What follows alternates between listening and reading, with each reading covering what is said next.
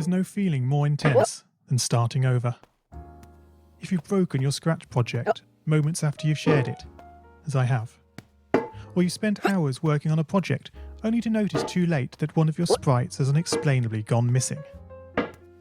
If you've made use of that difficult-to-name thing of thing block within the sensing category, amazingly useful but capable, due to a Scratch bug, of leaving you crying as it dumps all your scripts in one big unordered heap. If you've made real progress coding a game over the course of the week, only to come back the next day to discover you weren't even logged in, nothing has been saving. Starting over is harder than starting up. If you're not ready for that, like if you've already had a bad day at school, then what you're about to go through may be too much. Feel free to go away and come back. I'll be here. All right. Thanks for coming with me on this trip. I'll understand if you need to take a break at any point. Just find a safe place to stop and remember to pause the game by pressing P. On Scratch, you can find loads of remixed or reimagined recreations of existing games, and with good reason.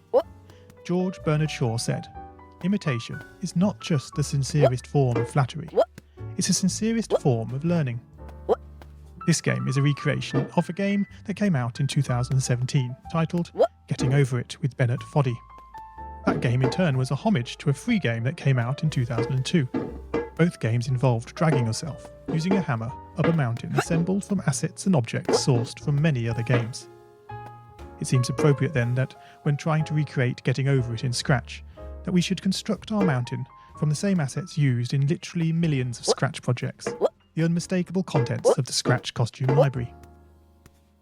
Unlike Unity or Unreal, Scratch does not provide you with a built-in physics or 3D rendering engine. It has no state-of-the-art debugger, you can't even pause your scripts. We are forced to program old school. Our experience capped at 30 frames per second on a 480 by 360 pixel stage. But these very restrictions force us to experiment, to think out of the box, to grow as developers as we become masters of all things Scratch.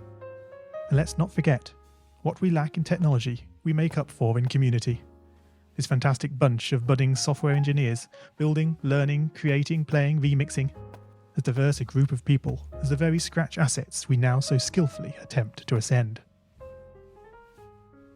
The act of climbing, in the digital world or in the real world, has certain essential properties that give the game its flavour. No amount of forward progress is guaranteed. When you start Getting Over It, you're standing next to a dead tree, which blocks the way to the entire rest of the game. You prod and poke at it, exploring the limits of your reach and strength, trying to find a way up. When starting a new Scratch project, that initial blank slate is both refreshing and at times a little scary. Wouldn't it be great if we could travel forward in time and review our finished projects to see how well they turned out? I certainly wish we could. The real draw of coding, what gives it that special zing, is the challenge of accomplishing something you've never done before. At this point, you don't want to fall into the trap of rushing into creating loads of content, designing all the levels, the player costumes, all the easier stuff that can be perfected later. No, before all that, you need to prod and poke that tree. That is, understanding the coding difficulties you're expecting to face and try out any ideas to solve them. You may not be able to time travel, but at least this way you can get a good idea of how well your project is likely to go, and potentially save yourself a lot of time.